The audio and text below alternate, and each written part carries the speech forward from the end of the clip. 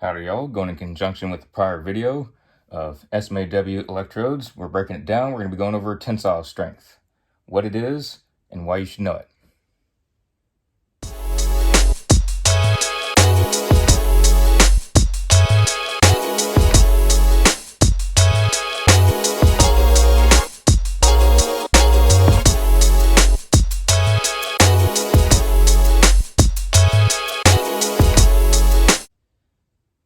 So using our example again of E6010, what does the 60 stand for? Because as we went over in the prior video, the 60 is our tensile strength. 60 what? Is it 60 tensile strength? What is it? Well, I'll tell you what it is.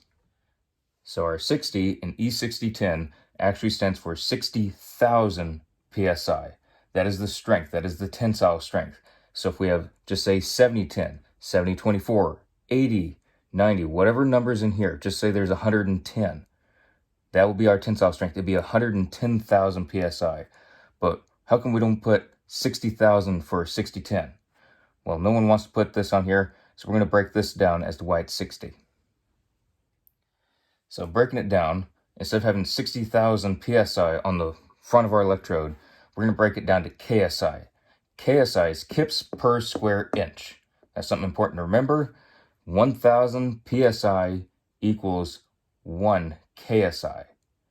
So that is why we have 60 KSI for our E6010. If this were 110,000 PSI, 110,000 would equal 110 here. So 110,000 PSI is 110 KSI. That's 110 kips per square inch. And that's what we have on the front of our electrode. In this case, it's 60. 60,000 PSI, 60,000 PSI equals 60 KSI, kips per square inch. That's very important to remember. I'd write that down, put on a flashcard. So for our range of tensile strength, the shielded metal arc welding tensile strength range is from 60,000 PSI to 120,000 PSI. And some of y'all may be asking, well, if we're trying to weld something, we want it to stay there, why don't we just use the strongest rods available? It really depends. If you're building, as an example, a high-rise, I do ironworking, so I do bigger stuff. We wouldn't be using super high tensile strength rods because here in Los Angeles, we have earthquakes.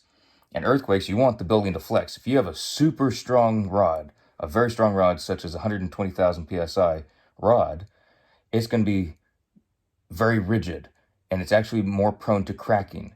Whereas if you have something to 60,000 PSI, which we use more 70,000 PSI for what we do here, it would be more flexible. It actually gives some. That is the design of the lower PSI rods. So just say we have a 7018. We use a lot of 7018.